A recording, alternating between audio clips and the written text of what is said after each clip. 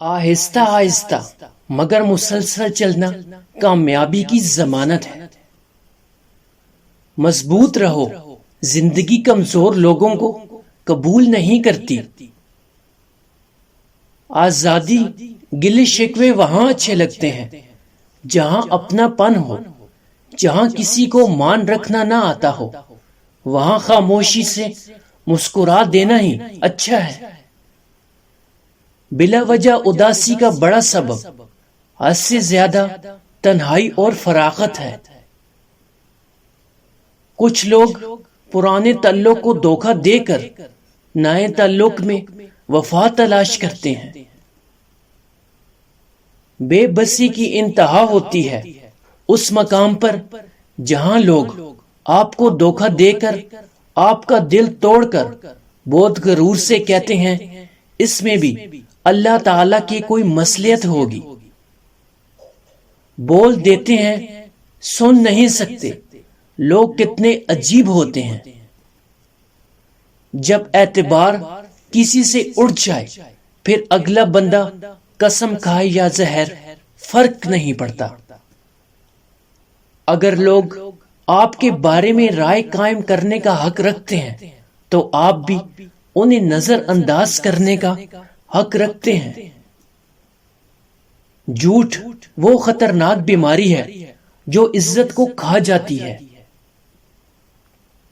مجھے لے آیا میرا خلوص اس مقام پہ، مجھے چھوڑنا پڑا لوگوں کو ان کے حال پہ۔ نفرت اور نظر اندازی وہ عمل ہے جسے ایک لمحے میں محسوس کیا جا سکتا ہے، جبکہ محبت اور وفاداری وہ چیز ہے جس کو ثابت کرنے میں ساری زندگی گزر جاتی ہے۔ روٹھ جانے کی صدا اب گزر گئی، اب نظر انداز کرنے کا زمانہ ہے۔ یہ 2 منٹ کی تسبیح رات کو سونے سے پہلے پڑھ کر سونا ہے۔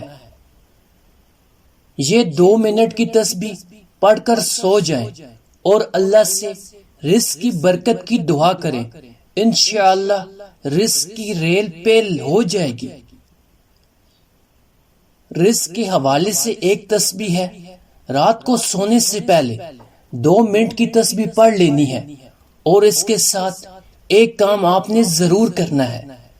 آپ لوگ گھروں کی چھتوں میں چھوٹے چھوٹے ڈبے میں دانہ ڈال کر رکھ دیں تاکہ بھوکے پرندے اپنی ضرورت پوری کر سکیں۔ شکر ادا کرتے رہو اس رب کا جو برداشت سے زیادہ دکھ نہیں دیتا مگر اوقات سے زیادہ سکھ ضرور دیتا ہے۔ خالص خوراک اور مخلص لوگ اس قدر ناپید ہو گئے ہیں کہ اگر غلطی سے مل بھی جائیں تو ہمارا ہاضمہ انہیں قبول نہیں کرتا۔ دنیا میں کسی بھی حوالے سے کسی کی محتاجی بدترین اذیت ہوتی ہے۔ اللہ پاک سے ہر وقت دعا کرنی چاہیے کہ اپنے سوا کسی اور کا محتاج نہ کرے۔ زندگی مشکل نہیں ہوتی، کسی کا آنا اور جانا مشکل بنا دیتا ہے۔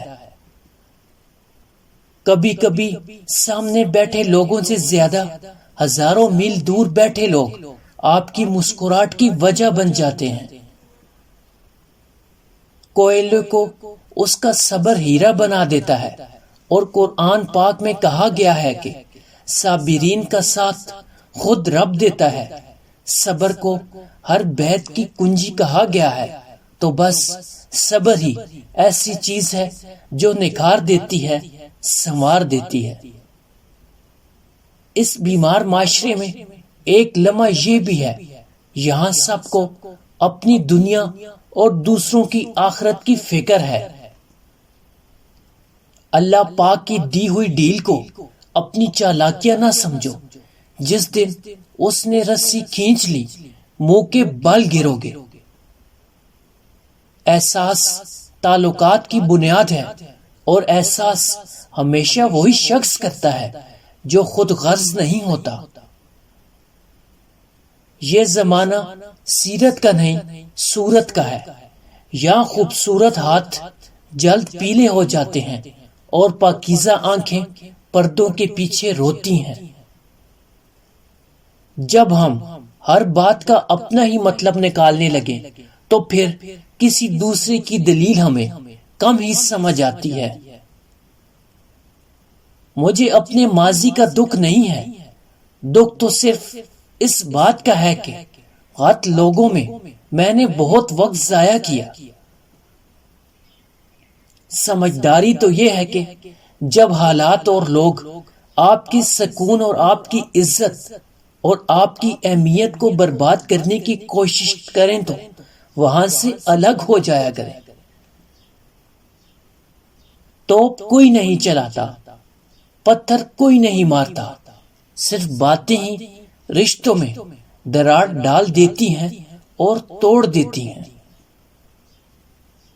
زندگی میں چند لمحے ایسے ہوتے ہیں جب وقت رک جاتا ہے، گھڑیاں جم جاتی ہیں، تب کوئی گزرا ہوا کل اور کوئی آنے والا کل نہیں ہوتا، تب صرف آپ ہوتے ہیں اور آپ کی تنہائی وقت کی تفریق اور حساب ختم ہو کر رہ جاتا ہے۔ سب سے مشکل مرحلہ اپنے اصل کو قبول کرنا ہے۔